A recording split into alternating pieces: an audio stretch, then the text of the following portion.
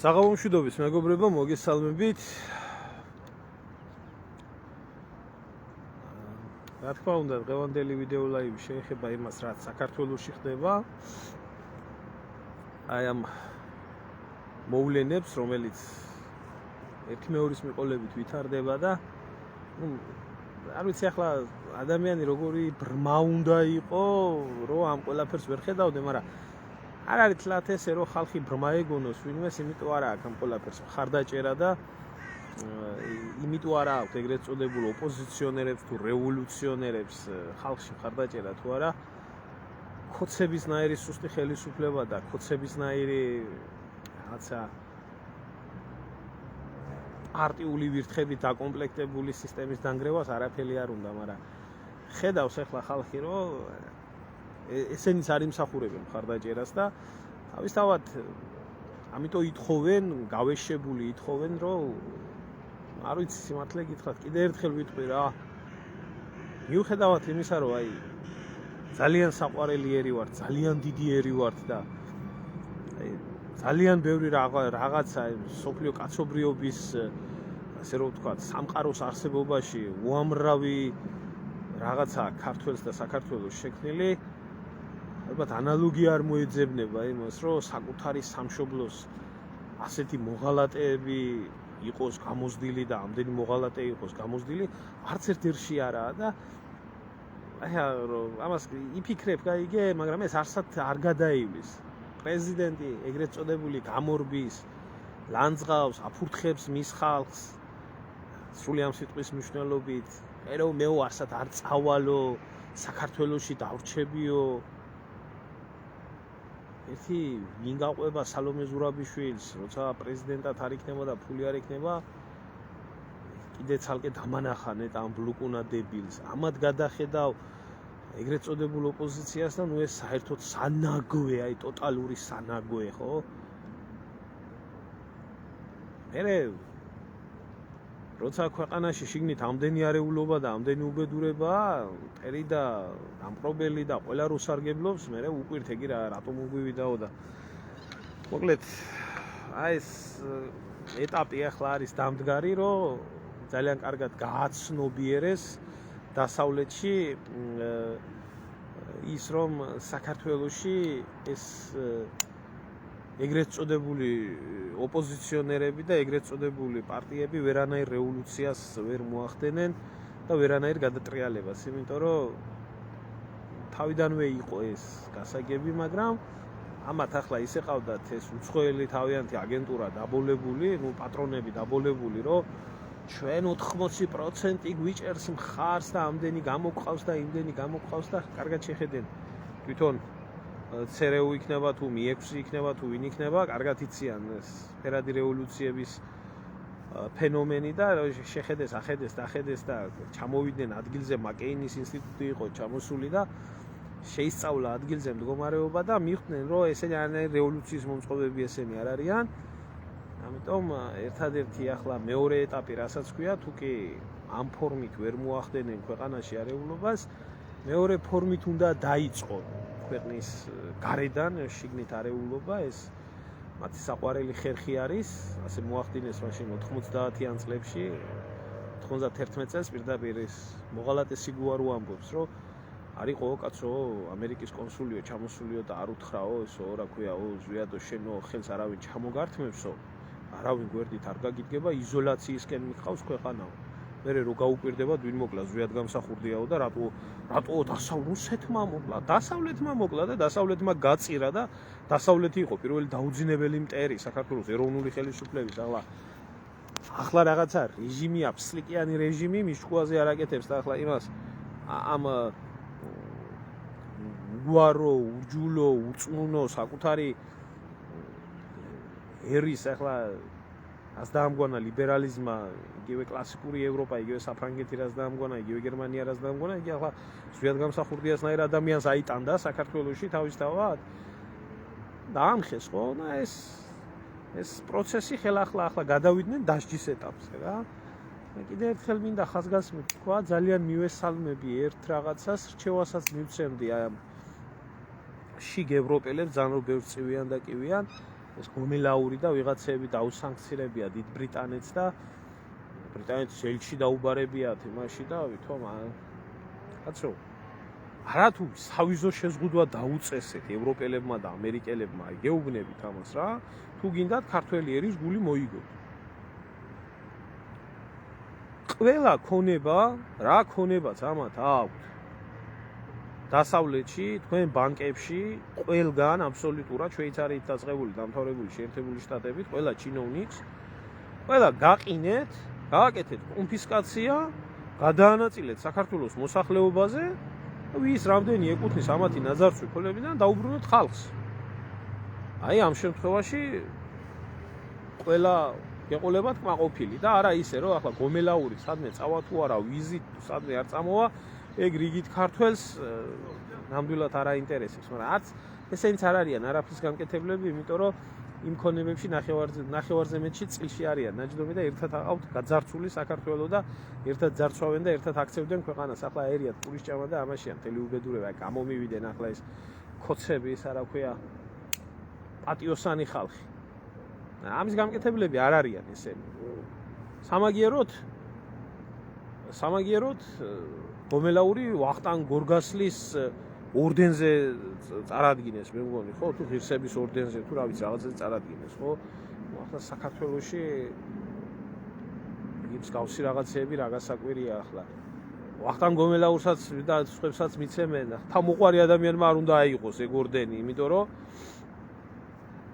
ქვეყანაში სადაც ბაია პატარაიას აქვს ღირსების ორდენი და სადაც გათხოვილ კაცებს აჯილდოებდა კალაძე და იმას რა ქვია საპატიო თბილისელს აძლევდა და სადაც თვითონ კალაძეს აქვს ვახტანგ გორგასლის ორდენი მიღებული მაგრამ რაშკაცშვილმა არ იცის და თამარ მეფის ორდენებია დარიგებული კვესიტაძეზე და ამაცე რა ვიცი გრიგოლიაზე და ჟორჟოლიანზე იქ თავმოყვარი ადამიანმა ამათ მოცემული იმას რა ქვია ორდენს ხელი როგორ უნდა მოკიდო მაგრამ ეხლა ხოცებს უკვე თავისი სამყარო აქვს და ისინიო თუ დაგასანქცირებენო ჩვენო კაცო იმას ვიზამთო აგერ ისე რა მაინტერესებს იცი აი ახლა ძალიან მართლა გულწრფელად მაინტერესებს აქაც დარბიან და შემდეგ YouTube-ის არხზე როდესაც ვდებ ვიდეოს კისრის ტეხით დარბიან ეს შიგ ევროპელები უკნიდან განათლებული ევროპელები და აი მაგათ მინდა ვკითხო აი კომენტარებში დამიწერო რა თუ შეიძლება ეგეთი რაღაცა რომ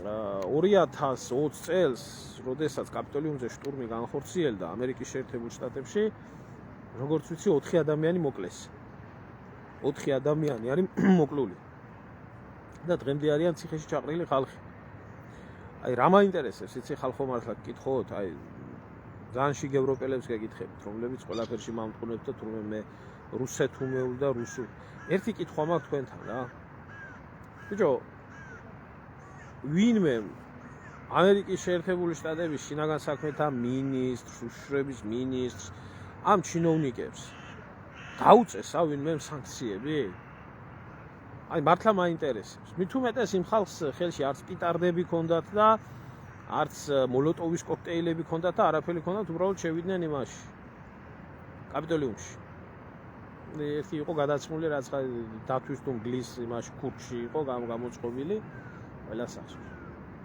ვინმე დაასანქცირა ეს ხალხი აი უიარაღო ადამიანების მკვლელები ხო რა ვინ დაასანქცირა აბა საქართველოში ახლა რაც არ უნდა ნაგავი არის და გომელაური რო ნაგავი არის კარგად დააჯილდოვა ეს ჩიჩილაკა გომელაური ან ჩიჩილაკას რა უნდა ელაპარაკო მაგიდა მისი ძაღლობა იმისთვის მიჭერდა რომ დიდგორობას რატო აღნიშნაო და გარეჯს რატო იცაო ამისთვის მიღძრავდნენ საქმეს და მიჭერდნენ და ჩემი პირიდან კაი როგორ უნდა ვთქვა მაგრამ რომ სიმართლე ხო უნდა თქვას ადამიან ვინმე დაასანქცირა ამ სოფლიოში ამერიკის შეერთებული შტატების ის პირები რომელი პირებიც იყვნენ პასუხისმგებლები მაშინ რომ აი ამ დემოკრატიულ პროცესში ძალის გადაჭარბება კი არა იარაღის გამოყენება რომ მოხდა არა ხო ახლა ჩვენთან რა ხდება ამნაირი მოლოტოვის კოქტეილების მსროლელები და პიტარდების მსროლელები და ესენი თუ ისინი ხო ნუ 7 თუ 4 მე რა ვიცი 4 ვიცი არ მახსოვს ახლა ზუსტად სიმართლე გითხრა ფაქტი მახსენდება თვითონ და აი მე მაინტერესებს აი ამ თქვენი შიგევროპელების უკნიდან განათლებული ევროპელების და მედასავლეთეების აზრი რა პასუხს გამცემთ ამას? ეს ნორმალური იყო და ეს ნორმალურია? უამრავი გაყალბება იყო მაშინაც მომხდარი. და არაერთხელ გაყალბებულა ამერიკის შეერთებული შტატებში არჩევნები არათუ ახლა. აი იქ რო გაყვე ხო, აი მაგალითად ბუშის და გორის ამბები რო იყო მოსამართლემ გადაწყვიტა ვინ უნდა ყოფილიყო ამერიკის პრეზიდენტი. და საერთოდ არ დაითვალეს ფლორიდის შტატის ესა გორის და ბუშის პერიოდი იყო ეს 2000 წელი იყო მე მგონი.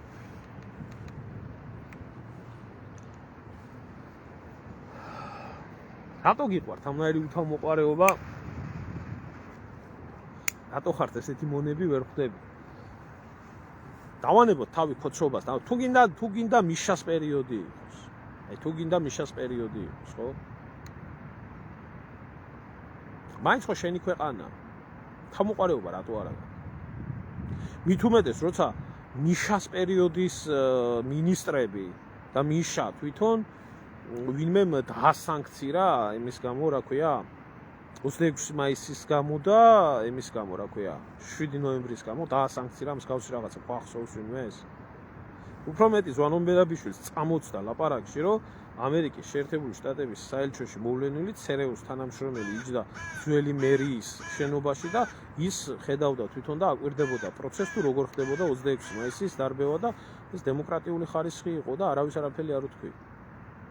ეს ისე ცნობისთვის კოლონიის მონებს და ბიჭო აი რატო გაქვთ აი რო კითხოს ხალხმა ეს თავისუფლება და ეს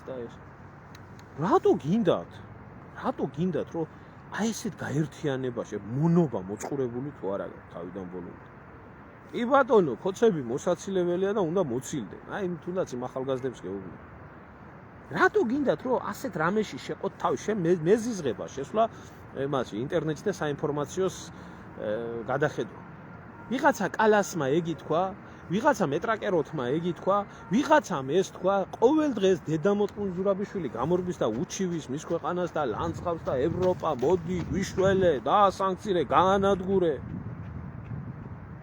მართლა მაინტერესებს აი ამოვიდა აი ყელში როგორ ამოვიდა იცი არა ვარ ახლა მაგ და აქ ამაგ გული გახეთქილი მაკროიჭი და უყურები ახლა ამ პროცესებს რო გადმოიხედა ხოდა აი ამაში ეს არის დემოკრატია და ეს არის დემოკრატიული ისა რა ქვია ახლა ერთი ასეთი კითხვა გუშინ დამისვა ერთმა TikTok-ზე საუბრობდით რომ ბანკები დახმარებიან თურმე იმას რა ქვია დაზარალებს თურმე დახმარებიან ბანკები 5 მილიონი ბანკები, KBC თურმე და საქართველოს ბანკი დახმარებიან და ეს რა ფენომენია. დღეს გავრცელდა ასეთი ინფორმაცია, გავეცი პასუხი და გავცემ კიდე იმიტომ რომ ვიცი აინტერესებს ხალხს. დღეს გავრცელდა ინფორმაცია, რომ თურმე ეგრეთ წოდებული რუსული კანონის გადახედვას აპირებს ხოცობა. ჩვენო პირობაო მივიღეთო, რა თქმა უნდა, ეგ ყოველთვის ორნაირად ხო უნდა გაიგო. აქეთ ხოცები იძახიან კი მოვიდნენ დაждდენო და დაგველაპარაკონო და თუ დაგვიმტკიცებენო რომ ეს არასწორიაო მაშინო გადავხედავთო აი ესენი იძახიან რომ ჩვენო პირობა მივიღეთო რომ შეიცვლებაო ეს კანონიო და მოკლედ ამაზე მიდის საქმე და რატო ხდება ახლა სიტყვაზე რომ ბანკებმა რომ იმასქნეს რა ქვია დაიწყეს ესეთი რაღაცა ხალხო ძალიან მარტივად არის საქმე მე არ მახსოვს ბანკს რომელიმე გაჭირვებული ადამიანისთვის მით უმეტეს TB-ს და საქართველოს რაც ხალხი ყავს გამოყრილი და გამოსახლებული იმედან რა ქვია თავიანთი სახლებიდან იმდენი მე მგონია მართლაასია რუსულ ჯარს არ გამოუყია აფხაზეთიდან და სამაჩაბლო არასდროს ბანკს არ შეწოდებია და საერთოდ ბანკი არის უსისხლო ორგანიზაცია რომელზეც არის ნათქვამი ის რომ რომელი უფრო მეტი დიდი დანაშაულიაო ბანკის ძარცვაო თუ ბანკის გახსნაო ესაა საკითხავიო და რა თქმა უნდა ბანკის ძარცვა მეტი ნაკლები დანაშაული არის იმიტომ რომ ბანკი არის ოფიციალური მღლეტველი და თურმე ბანკებმა დაიწყეს ისე გული დაეწვა თურმე ამ ხალხის დაფინანსება. მარტივადაა ხალხო საქმე. ეს არის ჩვეულებრივი სქემა. ჯერ მინდა გითხრათ, რომ არც ერთი ბანკი, აი თუნდაც აი TBC ბანკზე რო ვიძახით, ხო? TBC ბანკზე. იქ წილი აქვს ხაზარაძის, თორე ხაზარაძის კი არა. ყველა. წილი აქვს, კი, მისი ნაშრომ ნაღვაწი არის და მისი ქვეყნის დასაქცევად შექმნილი ორგანიზაცია. აბსოლუტურად ყველა ბანკები და ეს სამევახშეო და საკრედიტო ორგანიზაციები ეს არის ყველა დასავლური და კონკრეტულად ებრაული კომპანიების და ახლა ებრაელებს ფულის გაპროცენტებას ვერავინ ვერ ასწავლის მოგონილი საქმე და მათ ხელში არის. ზოგი როთშილდებისა, ზოგი როკფელერებისა, ზოგი ამისა და იმიტომ ხდება რომ მაგალითად TBC ბანკს აქ უზარმაზარი მოგება, თქვათ ლიტვის 12 ბანკს არა აქვს იმდენი მოგება. თავისთავად ქვეყანაში როდესაც არსებობს კაპიტალი, რომელი კაპიტალიც არის სხვისი, უცხო ქვეყნის და უცხო ქვეყნის ინსტიტუტის, რომლის მთავარი მიმართულება არის საკუთარი ერის ძარცვა, ყლეფა, საქართველოს ძარცვა, ყლეფა, იმიტომ რომ საკუთარი ერი არ ქვია ამას. თავისთავად ისინი ყოველთვის დაუჭერენ მხარს იმას, ვინც ამ ქვეყნის დაქცევას ემსახურება. ეგრეთ წოდებული რუსული კანონი, რასაც ესენი იძახენ, ჯერ ამას კანონი არ ქვია. კანონი არ ქვია, იმიტომ არ შეიძლება რომ კანონი რაღაცას არ სჯიდეს, ან არ კრძალავდეს. აქ რეკომენდაციის მახასიათებელი. ბიჭო, ეს კაპიტალი, ამ კაპიტალის მეპატრონეები, ეს ხალხი, რომელი ხალხიც აი ამ არასამთავრობოებში არიან და ესენი არიან დგანან ერთ მხარეს. აი ამ თავიანთი იმითი, რა ქვია, ეგრეთ წოდებული პოლიტიკოსებით და NGO-ებით. რა თქმა უნდა, ეს არის ფორმა იმისი, რომ ახლა ბანკებმა თურმე გამოიჩინონ გულისხმიერება და სიკეთე და აი ამ ფორმით რო არ მოხდეს ფულის ჩარიცხვა, არა უშავს ბანკში შევა რაღაციდან ფული და ბანკი მისცემს ამათ ფულს. ახლა არასამთავრობო ორგანიზაციიდან არ აიღებენ ფულს. ბანკის ქველმოქმედებას დაარქმევენ ქვეყნის დასაქცევად. აი ეს ჩვეულებრივი აპრობირებული სქემა. და აი ამ სქემას ახლა ბევრი კითხვა არ ჭირდება. ბიზნესი, რომლებსაც ეუბნებიან, რომ აი გაწევრიანდით და დაეხმარეთ გაჭირვებულებს და თურმე ბიზნესი იმაშვება. ესენი ჯერ საერთოდ საქართველოში ბიზნესი არაა. ჩვენთან არის მტაცებლური რაღაცა ველური კაპიტალიზმის ფორმა. რომლებიც არის თავისთავად დამოკიდებული აი აქედან დაკრედიტებაზე და ასე შემდეგ. აი და შემოდიან, ახლა იმდენს კი ვერ ხვდებიან სიმართლე გითხრათ, რომ თვითონ ადგილობრივი მენეჯერები, რომ ის რომ მოხდეს რაც უნდათ, მაგრამ მაგათ არავინ არაფერს არ ეკითხება. თავიანთ ძაღლის ლეკვებს საქართველოში, ბანკებს, მევახშეებს, მეპროცენტეებს და ამ ყველა ნაძირალა ხალხს და ეგრეთ წოდებულ ბიზნესს დაუვალეს ახლა საქართველოში შენახვა. აი ამ თავიანთი რევოლუციური ჯგუფის. ახლა არასამთავრობო ორგანიზაციებიდან ვერ ხდება ახლა ის, იმიტომ რომ გაუმჭირვალედ ვერ ხდება ეგ ყველაფერი და ბანკში ხდება. ბანკს ჩაერიცხება რაღაციდან პროცენტები. ბანკი ადგება მე ამას და ქველმოქმედებაში გაწერს. ესა ჩვეულებრივი სქემა. და ქოცები როდესაც გამოვიდნენ და ამბობენ რომ რუსულ კანონს გადახედავთ, საქმეს რო დადგეს და რო დაჭირდეთ, ხო? ქოცები ამ ჩვეულებრივად გააკეთებენ. ქოცები უპრინციპო ხალხია. ქოც საერთოდ არ აინტერესებს. მერე რა მოხდა, კაც ყველა ნაგავი მაგათი მოყვანილია რა, ბიძნეევანიშვილი არ ეხვევდა და არ კოცნიდა სოროს. ბიძნეევანიშვილის მოყვანილი არ არიან ეგ ის ყველა? დღეს ახსოვს ვინმეს? ღმერთმა დაგლოცოს ბატონო ბიძინა შენ ჭირი მე შენ გენაცვლი. წესით და რიგით საერთოდ ყველა ნორმალური ქვეყანა, რომელსაც სანქციებს ადებენ, რომელსაც სანქციებით ემუქრებიან, პასუხობს საპასუხო სანქციებით. საპასუხოდ. სარკისებრს ეძახიან ამ ყველაფერს. დას შემთხვევაში რა ხდება, იცით? ვინც დაასანქცირა იმ დამსანქცირებლებსაც ადებენ სანქციებს ქვეყანაში და ეკრძალებათ ქვეყანაში შესვლა. პერსონა ნონ გრატად ცხადდება და არა ის წითელი ხალიჩით რო ხვდებიან ლიტველ დეპუტატებს და ნაძირლებს რა. მერე და მეორე როგორც სახელმწიფოს დონეზე. ბიჭო, გვასანქცირებენ? აი ახლა წაიღეს ამერიკელებმა სტრატეგიული თანამშრომლობა, ჯერ დაახვიონ და უკან გაითხარონ და მასეთი თანამშრომლობა ვისთანაც უნდა იმასთან გქონდეთ. ქვეყანა რომელიც გეუბნება სტრატეგიული თანამშრომელი ვარო, არც იარაღს გაზღვის, არც ფრენები აქვს, არც უბიზო მიმოსვლა, არც ეკონომიკური რამეა, ყავთ მარტო ასე ერთი 100 ორგანიზაცია, მსხვილი ორგანიზაცია საქართველოში, მათ ნაგავს ინახავენ და გვამადლიან ჩვენ თავს. არსებობს საქართველოში კანონი და ეხლა მინდა კოცებს უთხრა. გამოვიდეს ერთმა კოცმა თქვას მაინც, გაბედეთ მაინც თქვით.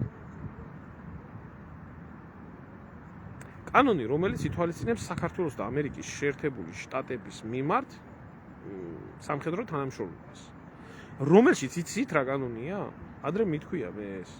სადაც საქართველოში მყოფ ამერიკელ სამხედროებს ან სამხედრო მისიით ჩამოსულ ადამიანებს ჩვეულებრივად აქვთ იარაღის ტარების უფლება, უადოდ დარჩენა, დანაშაულის ჩადენის უფლება. დანაშაულის ჩადენის უფლება კაცი რომ მოკლას ამერიკელმა სამხედრომ საქართველოში იმუნიტეტი იცავს და ქართულ პოლიციას მისი დაკავების უფლება არ აქვს. უნდა გამოიძახოს ამერიკული სამხედრო პატრული, რა ვიცი თუ იქნება ახლომახლოს იმ პერიოდში და ამერიკულმა სამხედრო პატრულმა უნდა მოახდინოს მისი დაკავება. სხვათა შორის ეს ფაქტი მოხდა საქართველოში. დაჭრა ერთ-ერთმა ამერიკელმა სამხედრომ ქართველი ბიჭი, მაგრამ ეს უცებ მიაჩუმათეს და მოაჩუმათეს და მე ეს ყველაფერი იმას იქ. და ამ კოლონიურ ქართველ სამხედროებს არ აქვს უფლება ამერიკაში, რა თქმა უნდა და არამედ თუ ქართველ არავის არ აქვს მსგავსი უფლება ამერიკაში და ამერიკის ტერიტორიულ არათუ ტერიტორიულ ერთეულზე, არამედ სხვაგანაც ჩაიდინოს მსგავსი ქმედება და მსგავსი იმუნიტეტი იცავდეს. ჩვენ არავინ და არაფერი არ გვიცავდა, როცა მაგათთან ერთად ვსახურობ. და ამ კოლონიური წაიღო ხო ამერიკამ, რა ქვია, სტრატეგიული ქარტია. და ამის გაუქმებას რატო არ აპირებთ? ისევე როგორც სხვა ძალიან ბევრი რაღაცის. და რატო არავის თავში არ მოდის ეს აზრად, რომ ეს პირველ რიგში ეს არის კოლონიური კანონი გაუქმოს. რუსული კანონი უნდა გადახედოთ, ხო? აი ამის თავმოყვარეობაც არ აქვს, რომ ეს პასუხი თქვან. და ეს პასუხი გაეცეს. აღარაფერს ვამბობ იმაზე, თუ ეროვნულ ბანკს, რომელსაც აქვს ყველაფრის უფლება, რომ საქართველოში მსგავსი აი საქართველოს ერის ძარცვა შეაჩეროს და შეწყვიტოს ლიცენზიების ჩამორთმევით ეგრეთ წოდებულ ბანკებზე, არა, იმიტომ მიშვებულია.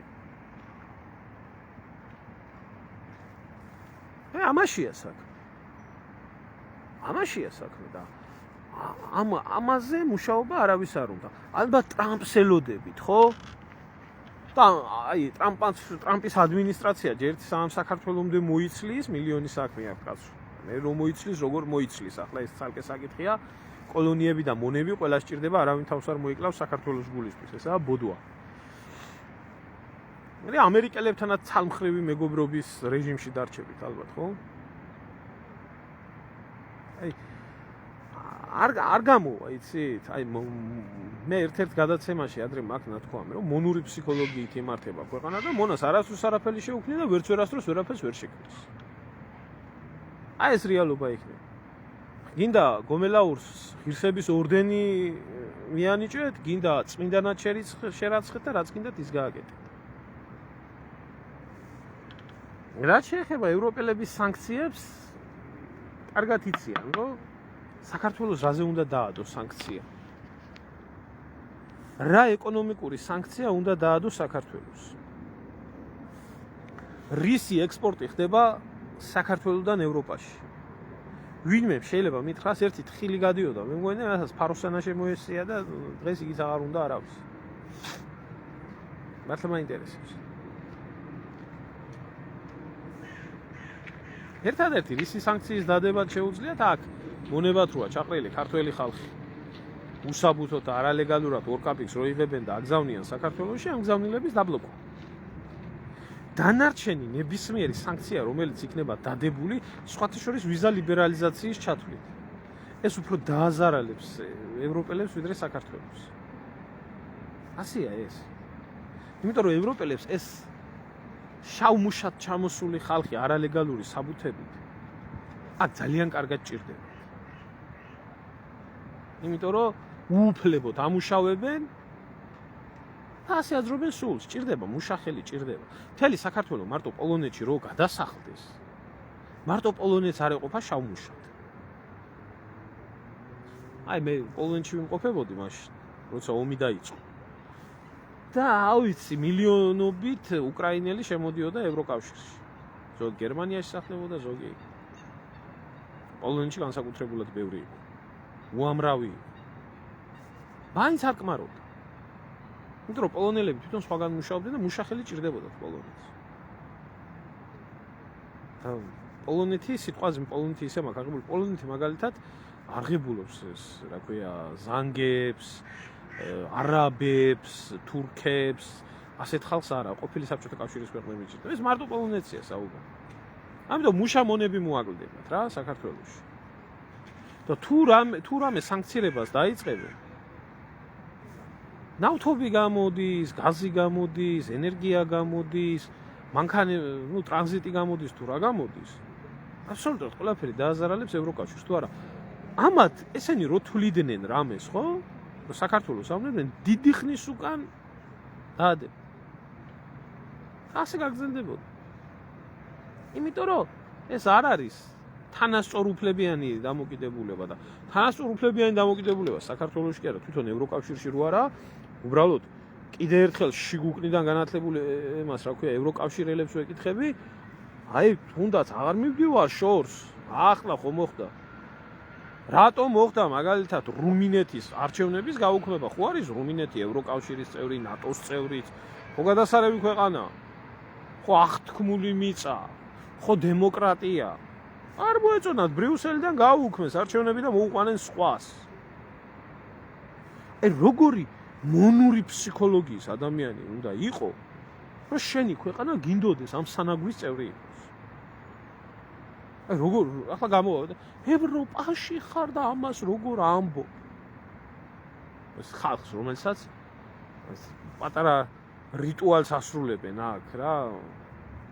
აი ესეთი ხალხი რომ ევროპაში თუ ხარ, ევროპაზე ცუდი როგორ უნდა თქვა და ან ვინმე თუ ყავს ევროპაში და საქართველოში რაღაცა ფულს გიგზავნის, რამე უნდა თქვა, მთავარია რუსეთს აგინო მარტო.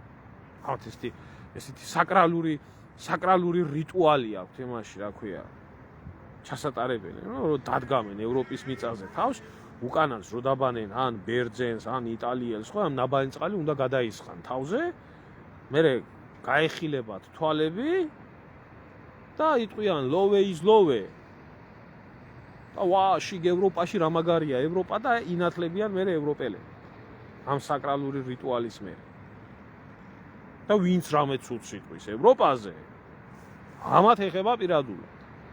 ამ რიტუალს რო გაივლი ხდები ევროპელი, მანამდე ვერ ხდები.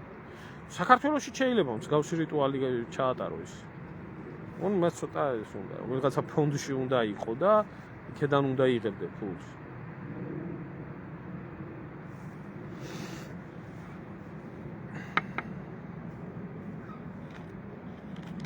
ამაშია საქმე ხალხო. ანუ არაფერზე აღარა უკვე საუბარი, რომ ამ ხალხს არც ერთი ახლოს უთხრა საზღვარგარეთ, მოიცა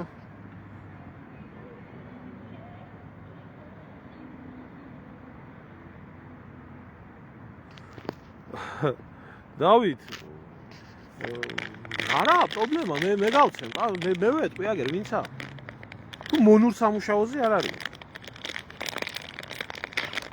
მონური სამუშაო მონობა ეს არ არის სოციალური სტატუსი მონობა არის ადამიანის შინაგანი ფსიქოლოგიური განწყობაა საერთოდ და თავშია მონობა ადამიანი შეიძლება მილიონი ქონდეს მაგრამ მონა იყოს მაგრამ პირობები რომელ პირობებშიც მუშაობენ ეს არის მონურია ეს მუშაობდი მე მიმუშავები აქ და ვიცი და უკეთესი რო არა გაქვს და წასასვლელი რო არა გაქვს რო არსად რო ხარ ამ უბედურებაში ჩავარდნილი ხო იძულებული ხარ იმუშაო და ყველაფერი იცის პოლონეთი იქნება საფრანგეთი იქნება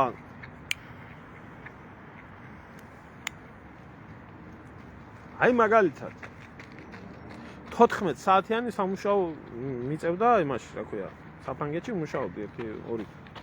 არა ოფიციალურად, რა თქმა უნდა. 14 საათიანი. 12 საათი მუშაობა და 1 საათი იქეთგზა და 1 საათი აქეთ. არა ეს მონური მუშაობა? არის. არი მუშავებდი, აბა როგორ გინდა მაშინ? თავი გადაირჩინო, ხო, იარსებ. მონური პირობა. იგივე არის პოლონეთშიც. ვარ გინდა წადი, არავინ გაძალებს, მაგრამ სიტუაცია გიშვებს. და ახლა აბა ამას თუ ღირსეულ დასაქმებას ეძახიან და ღირსეულ სამუშაოს ეძახიან და აი მასეთი ხალხი რო არის. მასეთი ხალხი რო არის, ჩემო ძმაო, რომ მონურ სამუშაოზე არიან და მონურად მუშაობენ და პროტესტი არ უჩდება. არც აქ და არც მის ქვეყანაში რატოა გადმოგდებული აქეთ, იმიტომ არ მიდის ქვეყანა წინ და არ წავა არასდროს. რომ მიცემენ ორკაპიკს, რომ გადაუგდებენ და რა ვიცი, მე კიდე დაგვიანებით, რა ვიცი, ერთი თვის და ერთი კვირის და ამის მე ავიწყდებათ ის ყველაფერი. ასე რო არის ადამიანი პირუტყვის დონეზე დასული. იმას არაფერი არ ეშველი. რა შეეხება იმას ზადნავენ თუ არა კოცები? არა მგონია.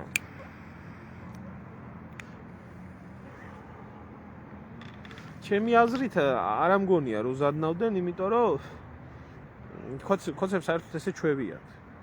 ჩამოდით ახლა კომისიაო და ვილაპარაკოთო და ამ ლაპარაკში ახლა კოცები ფიქრობენ მოვა ეს ტრამპი, მოვა მერე სიტუაცია შეიცვლება, ომი დამთავრდება უკრაინაში და ჩვენთვის აღარავის ეცვლება და აი დრო რო გაწელონ, ამიტომ ჩალიჩობენ ამ ყველაფერს.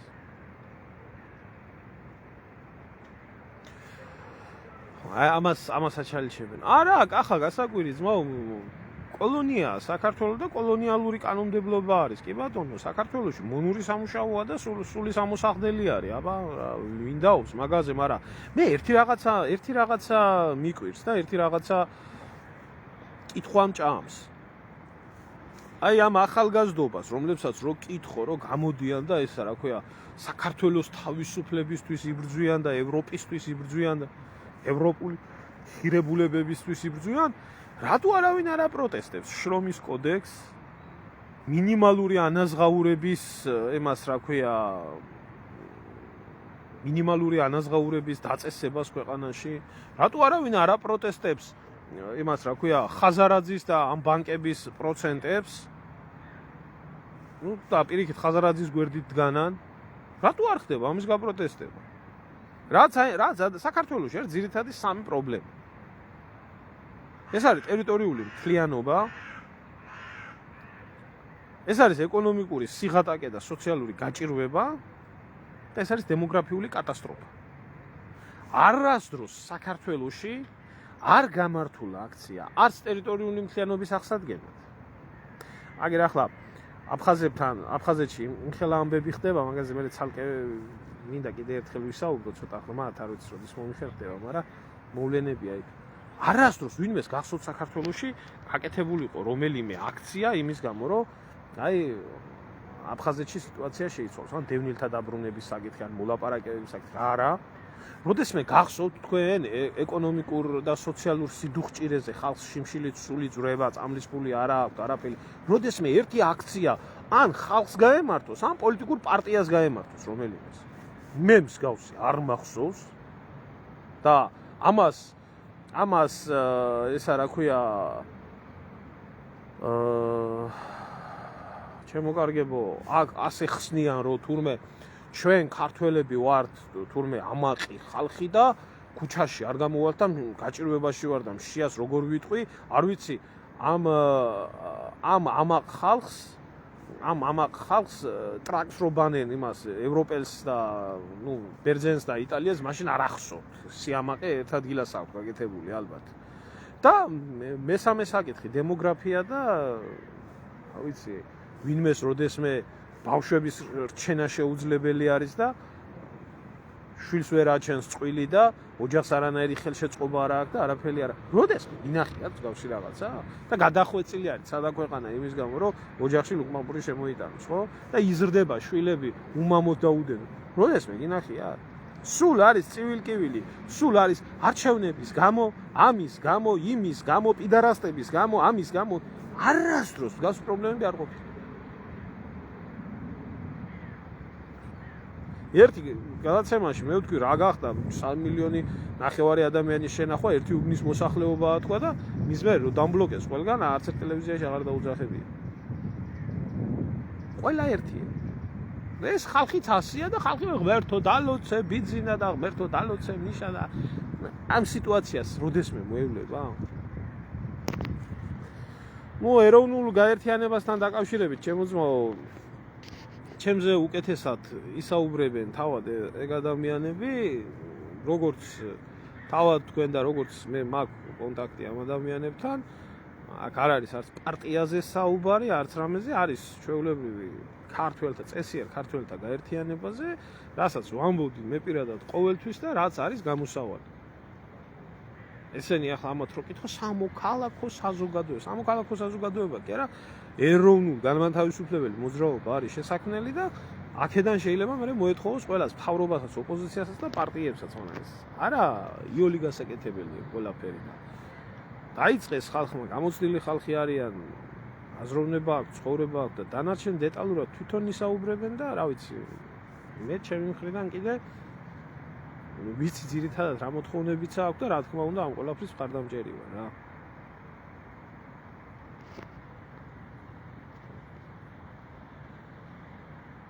როგორ ჩამოყალიბდები ჩემო ძმაო, როგორი სახელმწიფო გინდა, როდესაც შენ არ გეკუთვნის შენი ქვეყანა. არ გეკუთვნის არც ხელისუფლება ერის სამსახურში, არც ეროვნული ბანკი არაა სამსახურში, არც ქვეყნის უშიშროება ქვეყნის სამსახურში. არავინ არაა ქვეყნის სამსახურში. აბსოლუტურად მოღალატე პოლიტიკური პარტიები ყველა.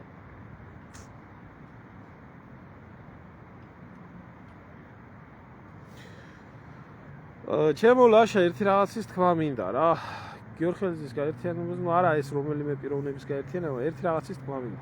საერთოდ საქართველოში და მსოფლიო ისტორიაში საერთოდ და განსაკუთრებით საქართველოში მსგავსი რაღაცეები მხოლოდ და მხოლოდ გაჭირვებულის და რიგითის ხელით უნდა გაკეთდეს. და ფულს რაც შეეხება, ფული არის უკანასკნელი პრობლემა. არანაირ პრობლემას არ წარმოადგენს ეროვნულ განმათავისუფლებელი მოძრაობისთვის ფული. არანაირ პრობლემას არ წარმოადგენს. იმიტომ რომ ამ გაერთიანებაში შესულ ადამიანებს თავად შეუძლიათ შეინახონ ორგანიზაცია, მოძრაობა და ყველაფერი. უმარტივესი რაღაცა არის ეს. უმარტივესი რაღაცა არის. ჭირდება უბრალოდ ხალხი, ვინც ამ საქმეს ოკიდებს ხელს და გაიტანს ბოლომდე ეს. და რაც შეეხება დაფინანსების საკითხს, ახლა ბიზნეს ფული კი არა, ეგ კადავს 400 მილიარდი ქონა, არა, რა ჩამოგიდებული. არა, ქვეყანაში უბრალოდ ამ ძალის შეკვრას არ აძლევენ საშუალებას. ახლა საქართველოში რომ მოქმედებდეს ისეთი განმათავისუფლებელი მოძრაობა, როგორც იყო ირლანდიის განმათავისუფლებელი მოძრაობა, თქვენ გონიათ ბიზნაუებდა, მიშა იმიშებდა და დანარჩენები თავისას იზამდა, ვერ იზამდა. არ მოქმედებს. სახელმწიფო არ ჯის, არ თხოვს. თვითონ სახალხო მოძრაობა მსგავსი არაფერი და სხვა გამოსავალი ამას არაფერი არა. არც ექნება. ესა ერთადერთი გამოსავალი. იქ გაერთიანებული ხალხი ფულზე და სკამზე კი არ უნდა ფიქრობდეს. და მაგისთვის კი არ უნდა იყოს ორიენტირებული უნდა იყოს ძლიერი ეროვნულ განმათავისუფლებელი მოძრაობისთვის. რასაც სამშობლოს არ აკადრებიებს, ისეთ უკადრებელს, რასაც კადრულობენ.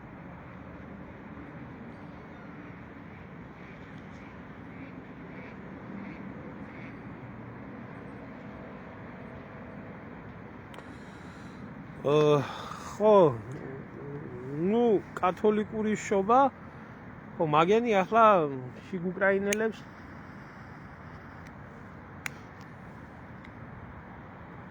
უკრაინაში არიან რასკოლნიკებს რო ეძახიან რა, ეგ სარწმუნოება არა, უკრაინის ეკლესია და პეცეუ თუ UPC, ანუ ერთი არის კანონიერი და მეორე არის უკანონო, რომლებსაც ეს ზელენსკის და ბოროტიკლოუნის სასტავი არის.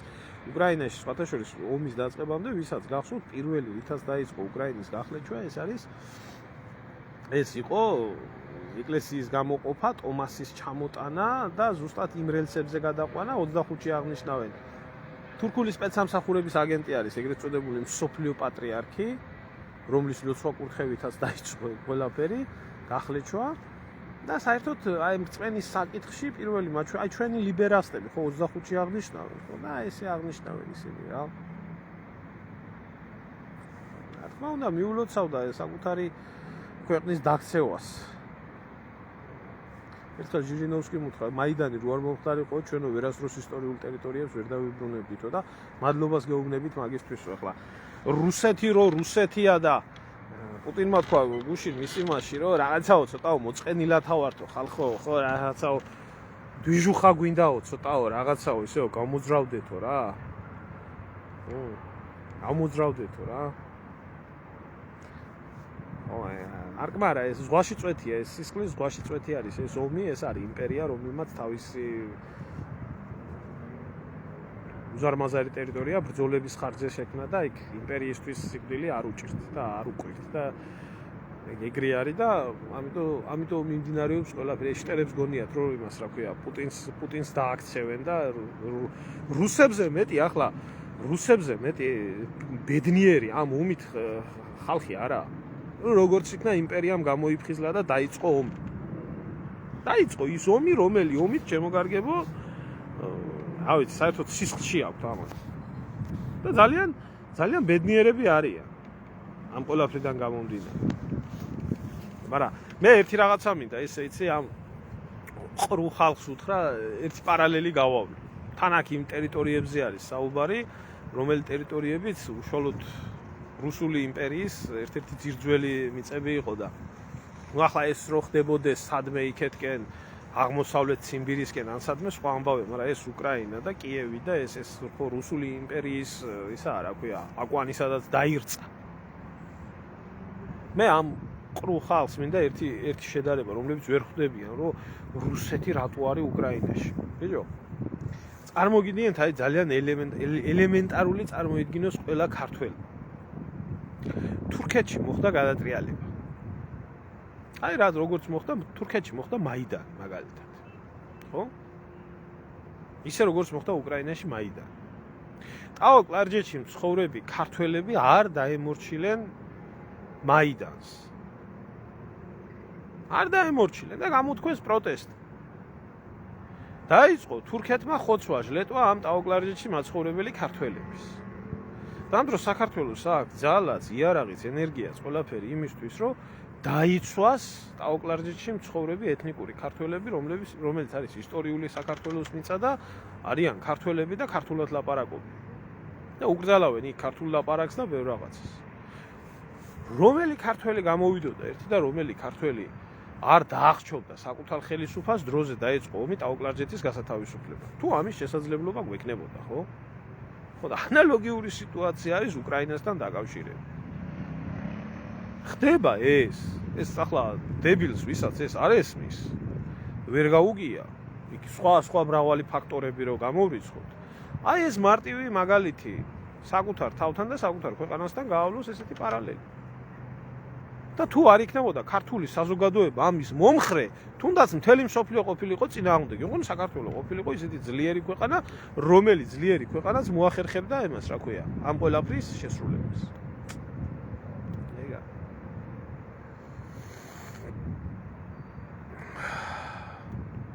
აი ჩემო კარგებო ახლა დაგემშვიდობებით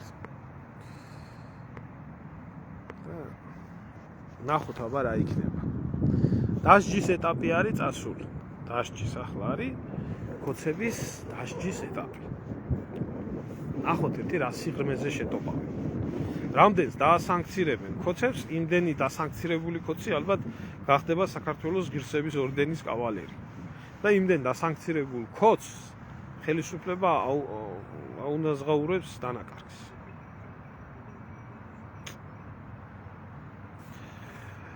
ნამდვილი პატრიოტები შეიკრიბონ საქართველოში ერთ მუშტად და ბიძინას და კოცებს ყველას ამოაპანგურებენ და გაყრიან ერთ ადგილას. მაგრამ რო ვერ იკრიბება, ამაშია მთელი პრობლემა შემოძრაობს. არავინ არ შეიკითხება მაგას. მის ხელით გადააბარებს ყველაფერს. ეგაა სიმართლე.